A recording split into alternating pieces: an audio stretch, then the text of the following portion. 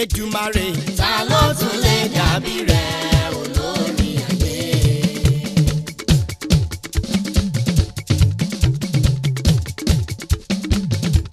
Èdùmàrè ta ló tún lè dàbí rẹ̀ olórí ayé.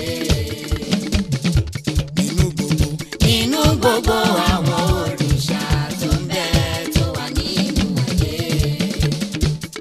Ẹ bá mi gbé bàbá ga ẹ sọ pé ó kù iṣẹ́. Mo ṣe Ọlọ́run o. Ojú mi ti rí rẹ o.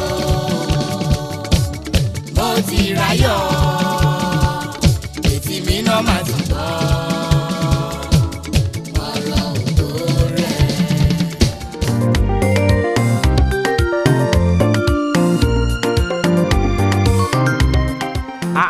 Ẹ̀gbọ́n mi, oúnjẹ lẹ gbé síwájú gèlè mọ̀ yìí. Bí ẹ máa ṣe jẹ́ lálẹ́ ọ̀nà náà máa nìyẹn.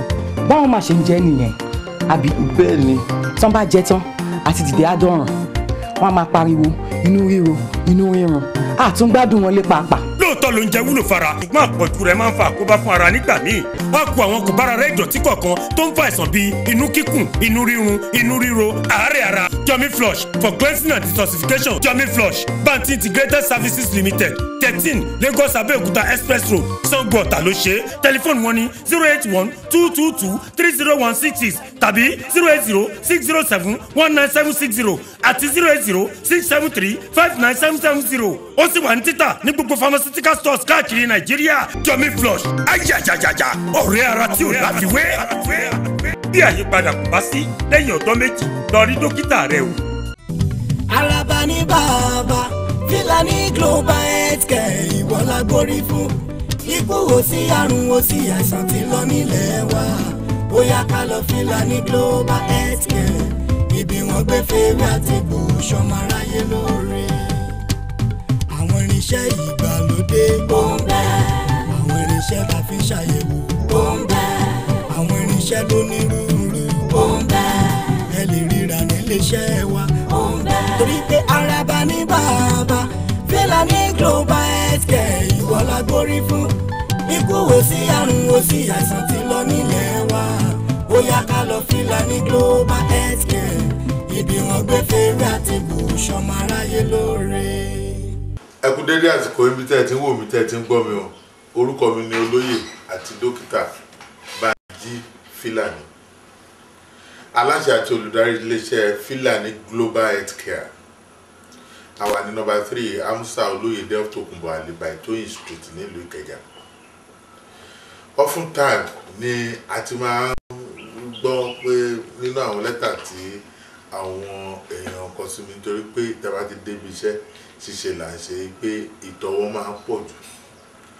Mo á wò pé kí ni nígbà tí ilé bá sọ̀rọ̀ tó máa ní ọmọ kékeré á ní ìtọ̀ pọ̀ jù, àgbàlagbà á ní ìtọ̀ pọ̀ jù, ọkùnrin ní á ní ìtọ̀ pọ̀ jù, obìnrin á ní ìtọ̀ pọ̀ jù.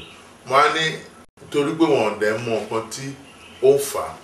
Mo á ní òkè bá ká mú tọ́pìkì ìtọ̀ yìí ká lè mọ nǹkan tí ó rí lè ṣẹlẹ̀ nípa ìtọ̀.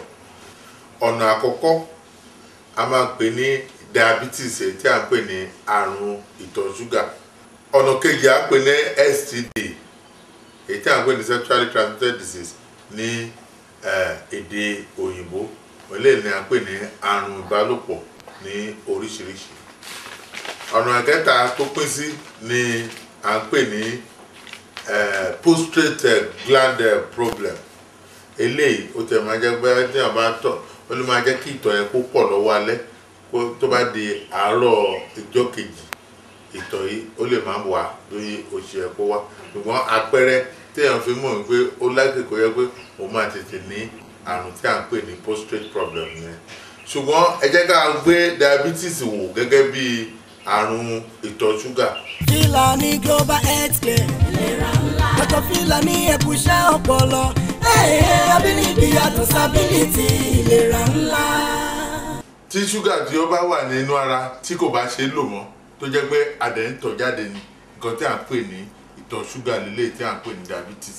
Tí ó bá di wípé èèyàn bẹ̀rẹ̀ sí ní tọ̀ látọ̀jù tí à ń pè ní polyuria àbí tó jẹ́ pé ebi ń pààyàn lápàjù tí à ń pè ní polyhagria tàbí kó yẹ pé ẹnu èèyàn gbẹ ní gbogbo ìgbà tó máa ń wùyàn kéèyàn mumi tí à ń pè ní polydipsia, àbí ẹni tó yẹ pé kò lè ní àjọṣepọ̀ pẹ̀lú obìnrin déédéé, kéèyàn máa rò, kéèyàn máa gbẹ, kéèyàn máa ní burning sensation, àbí kéèyàn ní nǹkan tí à ń pè ní foot ulcer, tí ó bá di wípé èèyàn ní nǹkan tí à ń pè ní blurring of vision tó di pé èèyàn ò ríran dáadáa mọ́, tàbí kí èèyàn máa ní ewo ní gbogbo ìgbà, tàbí kéèyàn máa ní pains and numbness ní gbogbo ìgbà, kí èèyàn máa ní weakness and tiredness, gbogbo kó máa rẹ̀yàn, kéèyàn máa rù, kéèyàn máa gbẹ. Irú àwọn nǹkan tí ènìyàn máa fi mọ̀ wípé òun ní àrùn ìtọ̀ ṣúgà nìyẹn.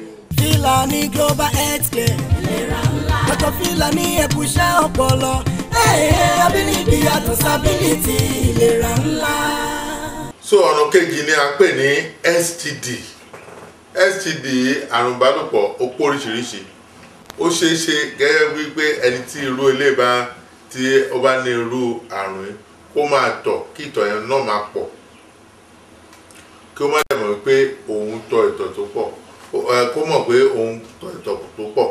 Ó ṣeé ṣe kí irú ẹni tí ó bá ní irú àrùn yìí ó yẹ pé ó máa tọ̀ ṣeré. Àlàyé tí ò kún tó ni ó máa ń jẹ́ kí ẹni tó ní àrùn tí à ń pè ní STD ó ṣeé ṣe kó ní ìtọ̀ ṣúgà àbí nǹkan tí à ń pè ní prostate. Àwọn indications wo lèèyàn máa fi mọ̀ pé nǹkan tó ń ṣòun yìí STD ni wọ́n pè. Filani Global Health Care ìlera ńlá. Dr. Filani ẹ̀kúṣẹ́ ọpọlọ. Ability yàtọ̀ sábìlìtì ìlera ńlá. Nǹkan tí à ń pè ní sexually transmitted diseases ni nǹkan tí à ń pè ní àrùn ìbálòpọ̀ ní èdè Yorùbá. Àjọṣepọ̀ ọkùnrin àti obìnrin, oríṣiríṣi àrùn ni a lè kó ń bẹ̀. Àwọn àrùn yìí ó pọ̀, ó fẹ́ tó 25. Ó ti bẹ̀rẹ̀ látòrí gonorrhea, syphilis, staphylococcus, genital herpes, genital wart àti bẹ́ẹ̀ bẹ́ẹ̀ lọ.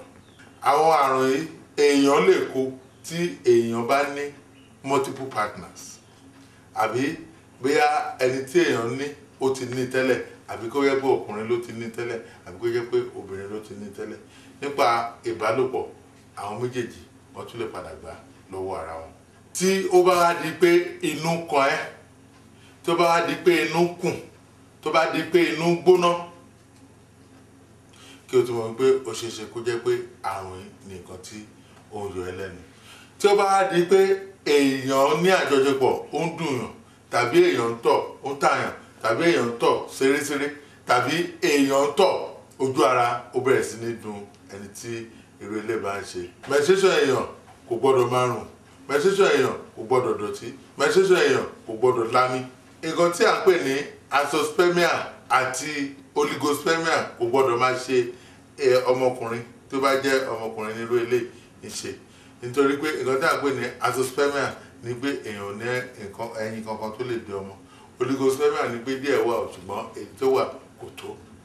Nǹkan ò gbọ́dọ̀ máa rìn lára nǹkan ọmọkùnrin àbí nǹkan ọmọbìnrin, àbí kí nǹkan máa rìn káàkiri ara wa, àbí kí èèyàn máa ní pains and body sensation. Egbò tàbí pimples kò gbọ́dọ̀ wà ní ojú ara obìnrin àbí èèwọ̀. Irú àwọn nǹkan wọ̀nyí ni a máa pè ní STD tí a bá padà wá. bó o bá fẹ́ mọ̀ràn bó o ṣe lè gbégbé àlàáfíà máa bọ̀ lólúléeṣẹ́ Filani Global Health Care tó wà ní nọ́mbà 3 Amusa Olóyèdè street off Tokunbali street by Toyin street níkẹjà, àbí 37/38 Power shopping complex opposite railway police station Total near Pen Cinema Lágége, àbí nọ́mbà 5 Panti street beside Panti police station Adekunle bus stop Lébùté Mẹ́ta, àbí nọ́mbà 140 Lagos road Jumofak bus stop beside car wash Òkèèrè Ìkòròdú. Bó sì jẹ́ nọ́mbà 6 Salamatu street Ìyànà Tìrẹ bus stop ní Lásàmájà lẹ́kọ̀ọ́, àbí nọ́mbà 104 Lagos Abẹ́òkúta express road Pákó bus stop Dọ̀pẹ̀mú Lagos. Bó sì jẹ́ lógùn state 13 Lagos Abẹ́òkúta express road Tèmídìrẹ bus stop beside Fumek petrol station Sango Ọ̀tà. Filani Global Health Care ìlera ńlá. Dr. Filani ẹ̀kúṣẹ́ ọpọlọ. Ability yàtọ̀ sábìlìtì ìlera ńlá. Ní agbára Ọlọ́run a ti ṣe ìwé méjì ní orúkọ iléeṣẹ́ wa pé báwo lèèyàn ṣe máa mọ irú àrùn tó ń ṣe. Kí ni o máa lò nígbà tí o bá rí sign irú àwọn àrùn wọ̀nyí tí kò ní fi mú ẹ àbí kí ó dé ẹ mọ́lẹ̀ kó tó di pé ó dé ibi tí o ti máa gba ìtọ́jú. Gbogbo àwọn eléyìí ló wà nínú ìwé tí à ń pè ní Sound Health. Bẹ́ẹ̀ kẹ̀ ni ó tún wà ní àkọ́kọ́ nìyẹn, ẹlẹ́ẹ̀kejì ni à ń pè ní Common but Deadly. Lẹ́yìn eléyìí a tún ń ta oògùn káàkiri chemist tí à ń pè ní Jommy Flush. Jommy Flush jẹ́ oògùn tí ó jẹ́ pé ó lágbára tí gbogbo àwọn èèyàn dẹ̀ ń béèrè káàkiri ní ilé ìtajà. Oògùn tó ń gbálé tó ń gbá ìta anything tí bá máa jẹ́ kọ́kọ́ lo Jommy Flush náà. Ọ̀pọ̀lọpọ̀ ló jẹ́ pé tó máa ń lọ tó máa ń travel lọ sí bí irú ìlú òyìnbó yẹn wọ́n á ra púpọ̀ dání wọ́n á lọ máa pín fún afẹ́nifẹ́re wọn. Ọ̀pọ̀lọpọ̀ ló jẹ́ pé inú ọdún ìmújáde èèyàn tó wá rà tó bí 50 jẹ́ pé ó ń pín fún àwọn èèyàn gẹ́gẹ́ bí nǹkan ọdún tí oògùn yóò bá ní agbára tí ò bá dáa tó bẹ́ẹ̀ àwọn èèyàn ló máa sọ̀rọ̀ nípa bí wọ́n ṣe ń sọ̀rọ̀ nípa ẹ̀ ní ìgboro.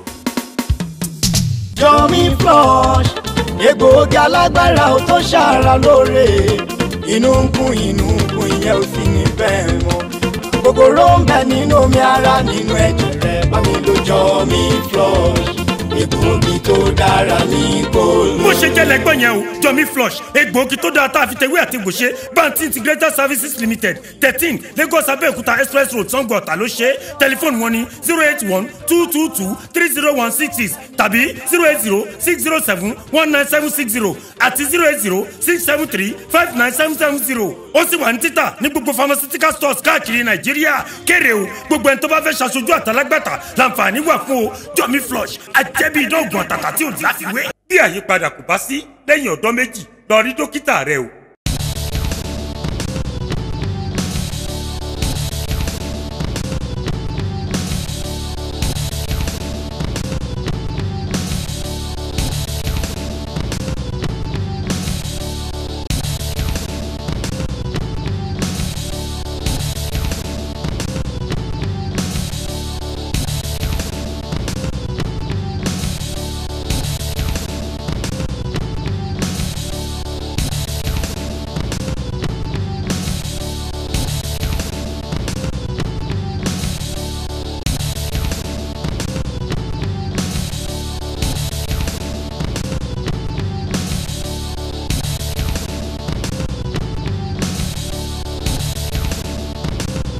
Tẹ́ bá rí nǹkan tí ó ṣe yín nínú gbogbo ọ̀rọ̀ tí a ti sọ sílẹ̀ yìí ẹ kàn sí wa ní iléeṣẹ́ wa Filani Global Healthcare number 3 Amusa Olóyèdé off Tokunbo Ali by Toyin Street nílùú Ìkẹjà. ẹ dẹ̀ tún lè kàn sí mi lórí Facebook Filani Banji Cornelius. ẹ dẹ̀ tún lè bá a sọ̀rọ̀ lórí àwọn aago tẹ́ ti rí ní orí amóhùnmáwòrán yìí. ẹ ṣé o àní fàìsàn ló gbà. Thank you and God bless you.